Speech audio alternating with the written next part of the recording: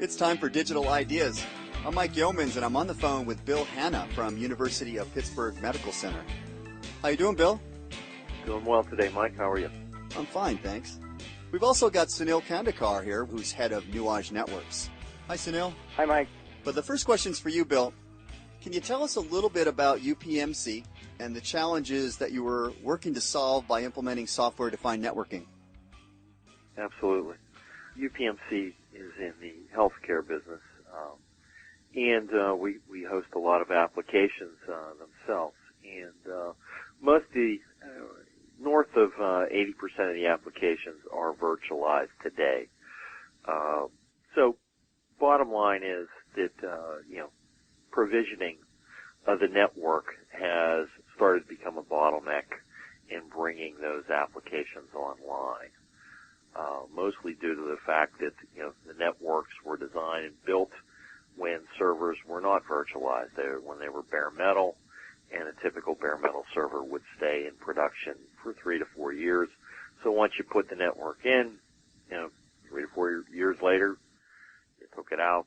There wasn't a lot of change, to the network itself for that particular host. With virtualization, that has all changed.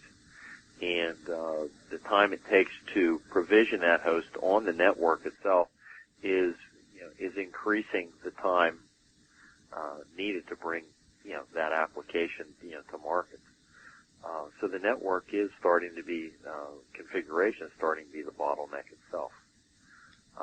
SDN holds the promise of provisioning the network in a more timely fashion with a lot of added benefits itself.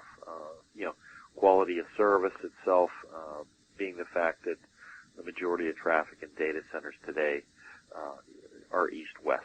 And today there's really not a good quality of service mechanism that's used in data centers. What people do is they just, they over-provision bandwidth. They essentially put in bigger pipes themselves and really don't restrict, the actual bandwidth being used by applications.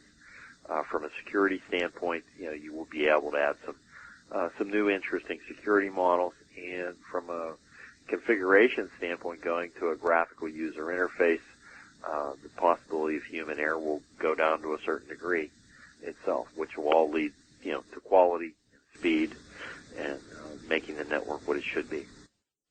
And now a question for you, Sunil.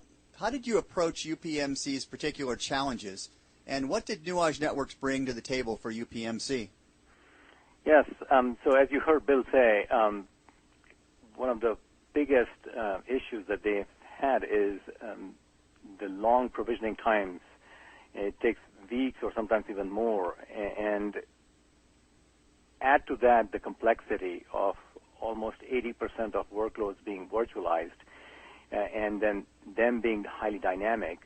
So understanding that, with Nuage Networks, what we are able to provide Bill and his team at UPMC is a very modern approach, networking approach that provides very high degree of network automation, but on a very strong, stable, and scalable networking foundation. And that's where we draw in on our experience of building large VPN networks that are multi-tenanted.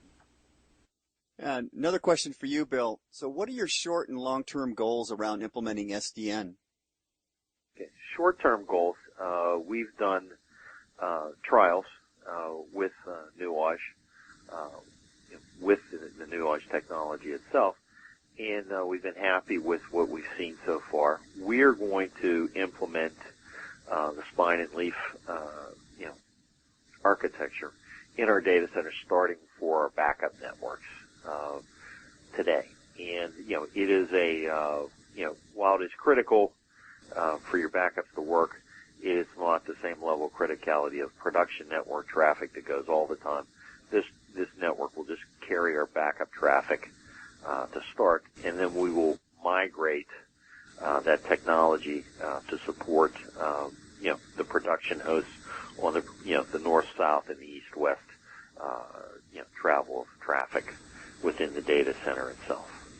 So long term, we'll transition out the incumbent that we have today, and move to the Nuage itself moving forward.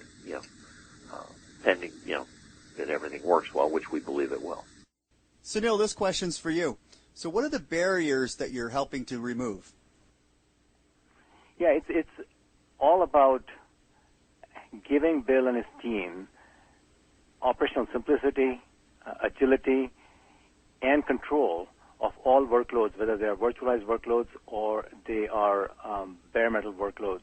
And that also, it's not about just doing that in or within a data center, but between data centers and over different environments, as in it's completely hypervisor independent, as is the requirement for UPMC to make sure that the automation that they provide is across different hypervisor environment.